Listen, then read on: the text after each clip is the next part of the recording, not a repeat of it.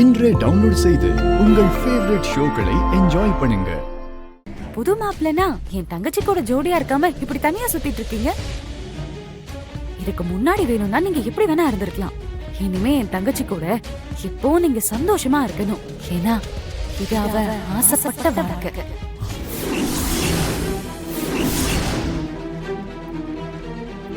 என்னங்க சொல்றீங்க? ஆமா, என் தங்கச்சி உங்க மேல உயிரே வச்சிருக்கா. உங்களை பார்த்த நாள்ல இருந்து உங்க மேல அவ பைத்தியமா இருக்கா. இந்த கல்யாணம் நல்லபடியா நடக்கணும்னு அவ சாமி கிட்ட வேண்டாத நாளே இல்ல. அவ உங்க மேல வச்சிருந்த லவ்வ பார்த்துதான் நானே இந்த கல்யாணத்துக்கு விட்டு கொடுத்துட்டேன்.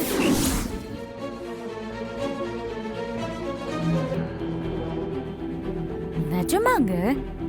ஏன் உங்களை அவ லவ் பண்றது உங்களுக்கு தெரியாதா? வெண்ணிலா என்ன லவ் பண்ணாங்களா? என்னங்க இப்படி கேக்குறீங்க? அவ உங்களை எந்த அளவுக்கு லவ் பண்றான்னு நீங்களே பாருங்க. இந்தாங்க பாருங்க.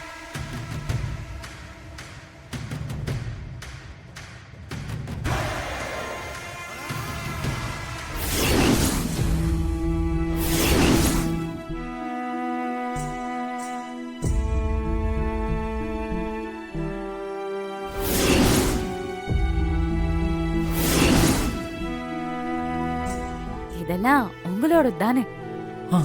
ஆமா. உங்க ஞாபகமா எல்லாத்தையுமே எடுத்து வச்சிருக்கா.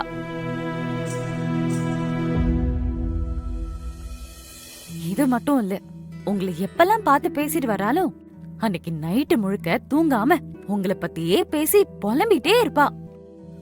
அவ உங்களை நினைக்காத நாளே இல்ல. உங்களை அவளுக்கு அவ்வளோ பிடிக்கும். நான் உங்களை கல்யாணம் பண்ணிருந்தா கூட இந்த அளவுக்கு லவ் பண்ணிருப்பேனான்னு எனக்கு தெரியாது. ஆனா அவ உங்க மேல அவ்வளோ லவ் வச்சிருக்கா. உங்களை குழந்தை மாதிரியே தாங்குவா. அவளுக்கு அதிகபட்ச ஆசையே இந்த கல்யாணம் எப்படியாவது நடக்கணும் தான், உங்களுக்கு மனைவி ஆகணும் தான். உங்க கூட அவ ஆசைப்பட்ட வாழ்க்கைய வாழணுங்கிறது தான். அவ ரொம்ப நல்லவங்க. உங்களை சந்தோஷமா பாத்துக்க அவளால மட்டும்தான் முடியும். நீங்களும் அவளை சந்தோஷமா பத்திரமா பாத்துக்கோங்க.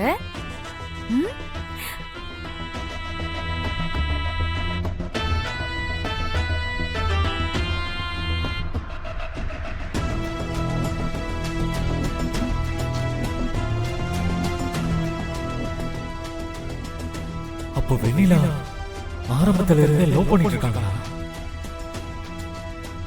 அதனாலதான் இந்த கல்யாணத்தை நடத்தலையே. மனசுல இவ்வளவு ஆசையை வச்சுக்கிட்டு அப்புறம் எதுக்கு கல்யாணத்தை நடத்த சொன்னதுக்கு சரின்னு சொன்னாங்க?